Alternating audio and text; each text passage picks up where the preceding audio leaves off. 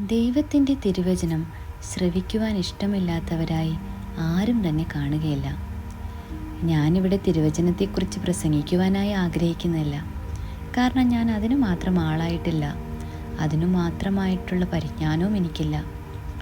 Word of God എന്ന എൻ്റെ ഈ ചാനലിലൂടെ കർത്താവിൻ്റെ തിരുവചനങ്ങൾ ശ്രവിക്കുവാൻ ആഗ്രഹിക്കുന്നവർക്കായി എൻ്റെ അധരങ്ങളിലൂടെയും എൻ്റെ ശബ്ദത്തിലൂടെയും നിങ്ങളെ ഞാൻ കേൾപ്പിക്കുവാനായിട്ട് ആഗ്രഹിക്കുന്നു. എത്രയോ പേർക്ക്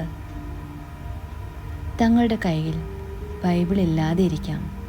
എത്രയോ പേർ ബൈബിൾ വചനങ്ങൾ വായിക്കണമെന്ന് ചിന്തിച്ചാലും മലയാള അക്ഷര പരിജ്ഞാനം ഇല്ലാതെ ഇരിക്കാം. എത്രയെങ്കിലും പേർക്ക് കാഴ്ചശക്തി ഇല്ലാതിരിക്കാം. അവർക്കെല്ലാവർക്കും എൻ്റെ ഈ വായന ഉപകാരപ്രദമായി തീരുമാറാകട്ടെ. തിരുവചനം എന്നത് വെറും വാക്കുകളല്ല, അതിൽ ജീവൻ അടങ്ങിയിരിക്കുന്നു. അത് നമ്മോട് സംസാരിക്കുന്നു. നാം ഏതെങ്കിലും തരത്തിൽ വേദന അനുഭവിക്കുന്നു എങ്കിൽ തിരുവചനം നമുക്ക് വേദന സംഹാരിയാണ്.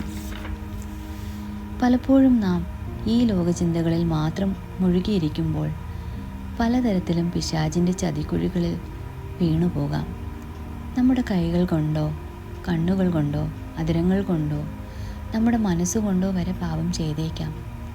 മാനുഷികമായി ചിന്തിച്ചാൽ അതിൽ നിന്ന് നമുക്ക് ഒരു രക്ഷയുമില്ല.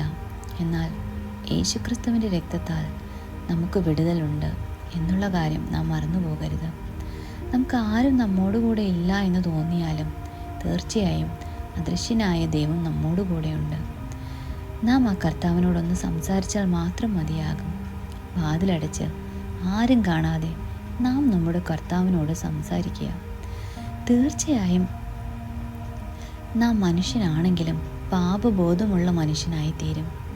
അത് തീർച്ച തന്നെയാണ്. ഞാൻ അധികം ദീർഘിപ്പിക്കുന്നില്ല. എൻ്റെ ഈ ചാനലിലൂടെ തിരുവചനങ്ങളെ ഞാൻ വായിക്കുവാനായിട്ട് ആഗ്രഹിക്കുന്നു. എല്ലാവരും ഉറങ്ങുന്നതിന് മുൻപേ ഇത് ശ്രവിക്കുക. ഉറങ്ങി എഴുന്നേൽക്കുമ്പോൾ ഒരു പുതു മനുഷ്യനായി തീരുവാൻ കർത്താവ് നമ്മെ സഹായിക്കുമാറാകട്ടെ. കർത്താവിൻ്റെ കൃപ നമ്മളോട് എല്ലാവരോടും കൂടെ ഉണ്ടാകുമാറാകട്ടെ. ആമേൻ.